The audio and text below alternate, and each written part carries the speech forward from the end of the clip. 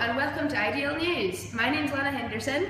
My name's Sammy-jo, Stalker, and our main news today concerns the spread of the Zika virus in Brazil. This was first detected in Brazil in April and has since spread to 18 states in America. The virus has originated in Africa, spreading over the Aedes aegypti mosquito, which already spreads the yellow fever and the dengue fever. This virus causes a high incidence of birth defects, causing microencephalitis if contracted in the first few months of pregnancy. This is a serious risk to public health. It's the first time an adult has actually died from the virus, and the country of Brazil needs to create some sort of emergency programme to control the spread of the virus and reduce its impact. We will now go to our specialist geographical correspondent to find out more information about the impact of this deadly virus and its spread. Thanks, Sammy.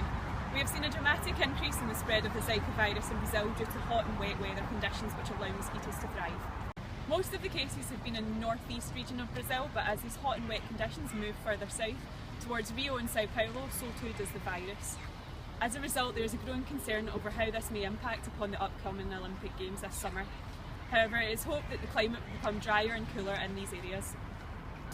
There are also fears that the virus will spread into areas of North America during the summer months, as the climate will provide perfect conditions for mosquitoes. So how does this affect all of us?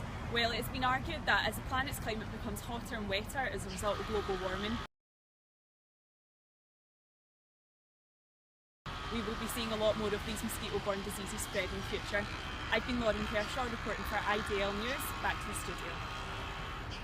Thanks very much for that, Lauren. Now that we know a bit more about the spread of this virus, we're now going to go to our biological correspondent to find more about this life-threatening virus.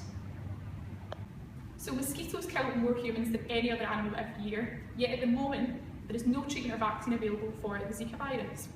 Due to the rapid spread of the Zika virus at the moment and the threat to the global population this poses, scientists have received an urgent notice advising of new funding available to try to tackle the virus. This work begins with answering a series of questions to help us better understand the virus and the parasites. How do they enter the bloodstream? Where do they hide? How are they interacting with our immune systems? Understanding these interactions between the pathogens and our immune systems is critical if we want to develop solutions.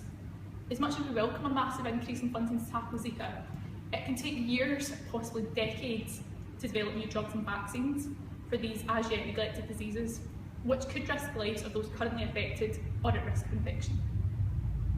One way of looking to tackle the current epidemic is to use genetically engineered male Aedes aegypti mosquitoes. These mosquitoes are sterile, and when released into the wild, they mate with the female Aedes aegypti mosquitoes, producing offspring which are not viable and cannot survive to adulthood. Therefore, this stops the transmission of this deadly virus. Trials using these genetically modified mosquitoes have shown a reduction in wild mosquito numbers by up to 82%, which will greatly help in curbing the spread of the virus, thus reducing the number of people who will be infected. More, however, has to be done to find a treatment. There is some hope that researchers are able to find an effective vaccine as quickly as was possible during the recent Ebola outbreak. However, far more must be done in the future to address the issues of tropical diseases long before we reach these devastating epidemics costing thousands of lives. I've been Clare Leggat reporting the science for IDL News. Back to the studio. Thanks very much for that, Claire. When the virus first appears, it is in the form of a rash or a high fever, so people don't tend to think it's anything serious. until a vaccine or treatment has been developed, here are some ways to prevent spreading this virus. Okay.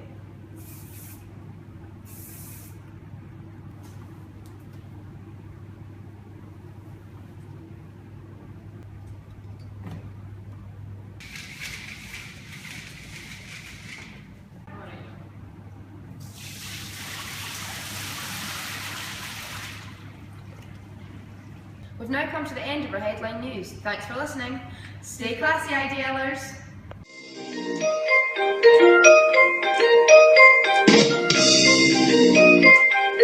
know a bit more about the spread of the virus. Thanks very much for that, Lauren. Now that we know a bit more about the spread of this virus, You're making me laugh. sorry, I'm trying to do. Some important methods include spraying insect repellent to prevent Most of the cases have been in the northeast region of Brazil, but as these hot and wet conditions move further south towards Rio and Sao Paulo, It's smooth for most of the cases have been in the northeast region of Brazil, but as these hot and wet conditions move further south to where I keep doing that. So how does this affect all of us? Well, it's been argued that So this work begins with answering a series of questions to help us better understand the virus and the parasites. How do they enter the bloodstream? Can we start again? So I keep starting with so, I can't do that. That's my teacher word as well, by the way. So I'll start again. This work begins with understanding a series of questions to help us better understand the virus and the parasites. How do they enter the bloodstream? Where do they hide? How do they enter This work begins with answering a series of questions to help us better understand the virus and the parasites. How do they enter the bloodstream? Where do Sorry. It's too funny. Scientific journalism. There you go. Right, I'm recording, so just whenever you're ready. Okay. Can I do like this at the end or something? Yeah. Scientists wouldn't do that, would they? Okay.